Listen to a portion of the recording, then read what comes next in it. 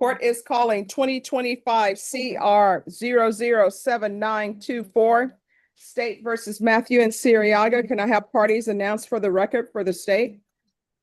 State. Defense, David Andre Woodard for Matthew. are you Matthew and Siriaga?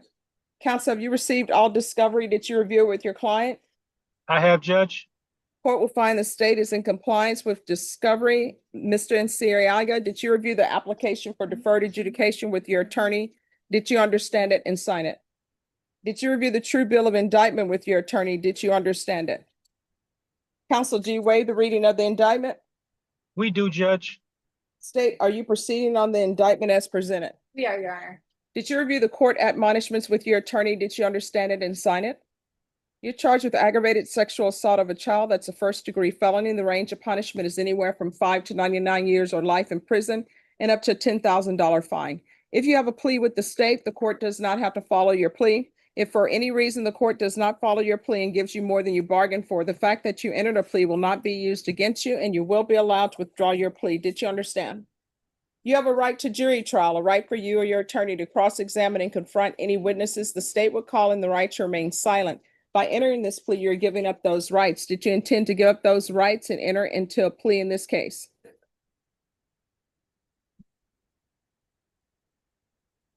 Did you understand if the court were to grant your application for deferred adjudication, if for any reason your deferred adjudication were revoked, the court could find you guilty and sentence you up to life in prison and up to a $10,000 fine? Counsel, has your client been able to provide you with any defenses? He has, Judge. Do you believe he has a rational as well as a factual understanding of the charges against him? He does. Do you believe he's currently competent and was legally sane at the time of the offense? He is, Judge, and he was. Mr. Insiriaga, has anyone threatened you, coerced you, or placed you in fear to get you to enter the plea? Anyone promised you anything other than the plea? Satisfied with the way you've been represented? If you're not a U.S. citizen, by entering this plea, you will be deported, denied naturalization, and re-entry. Did you understand? Court will find that defendant has knowingly and voluntarily waived his right to jury trial. Did you review the plea bargain page with your attorney? Did you understand it? According to the plea, punishment is to be assessed at a cap of 10 years in the prison. There's a $1,500 fine. The state is opposed to your application. There's to be Chapter 62 compliance, no contact with the complainant, and you're subject to the full range of punishment. If you fail to, do y'all mean this to say fail to appear for sentencing? Yes. All right, any objection to the court changing the word PSI to sentencing? No objection from defense, Judge. And state? From the state. And you will be subject to the full range of punishment if you fail to appear for sentencing. So your plea will still stand. It's just that your agreement will change to you'll be subject to the full range of punishment instead of 10 years. Do you understand? Sure. So I would probation. No, this is what is going on. The state is opposed to the court granting you probation. You can still apply, but there's not an agreement. The state is not saying they want you to have probation. They're saying they do not want you to have probation. Do you understand? Now, with regards to you're not appearing, I'm going to give you a date to come back for sentencing. If you don't appear on that date, your plea bargain agreement for a cap of 10, which means that the state would only be able to ask for 10 years, will change to the state will be able to ask for life. Do you understand? Did you understand that to be your plea? Defense, is that the plea? Looks like the judge is doing their usual, "Let me explain this 100 times so no one can claim ignorance later" routine. Basically making sure the defendant fully understands that if they skip court, their cozy 10-year plea cap evaporates, and suddenly, life in prison becomes a real possibility. It's like the courtroom version of holding someone's homework over their head while saying, "Read it carefully. I dare you to mess this up." Meanwhile, everyone else is just nodding along, probably wishing the judge would use a megaphone for dramatic effect. Yes, Judge. State, is that the plea? Yes, Your Honor. Did you review the waiver of appeal paragraph with your attorney? Did you understand it and sign it in both places? The waiver of appeal paragraph just tells you whether or not you have a right to appeal certain things. It's this paragraph. Did you review that with your attorney? Did you understand it and sign it? By signing that, you're waiving your right to appeal.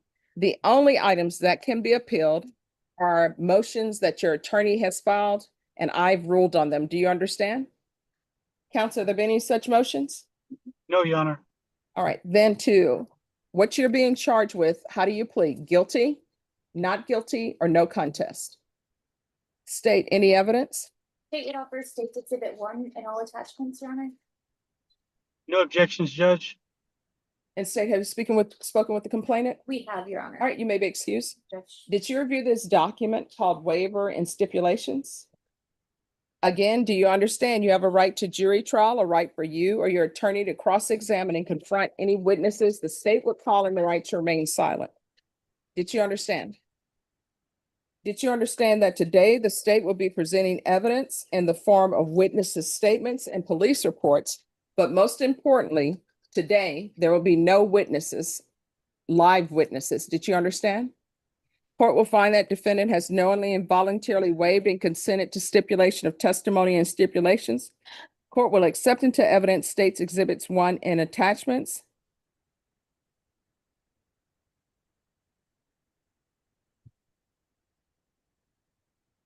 After reviewing State's Exhibits 1 and attachments, the court will find there's sufficient evidence to find you guilty, and the court will defer finding of guilt as you've applied for deferred adjudication. Counsel, are you requesting a PSI and TAP evaluation?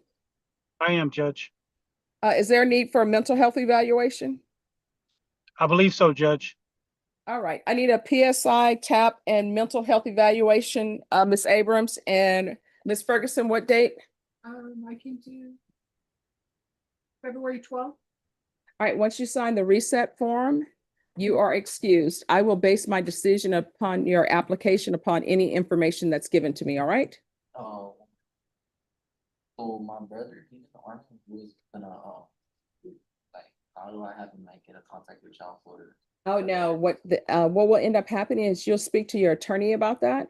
And whatever information you want me to know, just let your attorney know, and your attorney will let you know if they think it's appropriate for me to know about that or anything else. Just go through your attorney, okay?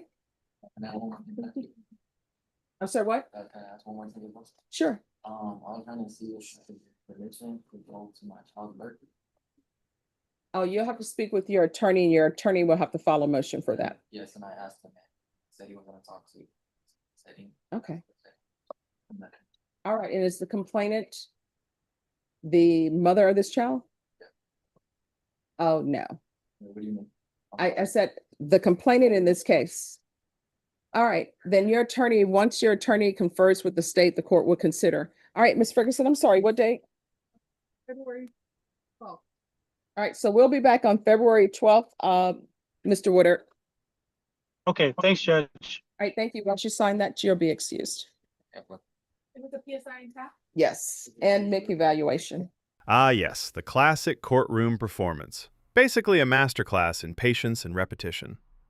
The judge is running the let's make sure everyone actually knows what's going on marathon, spelling out rights, waivers, stipulations, deferred adjudication, mental health evaluations, and even parental attendance like a human instruction manual. Meanwhile, everyone else is scrambling to keep up, and the judge is just calmly ticking boxes, probably thinking, yes, I know you have questions, but I already explained this. Twice. Maybe thrice. It's like watching someone herd cats, except the cats are lawyers and defendants who keep asking the obvious.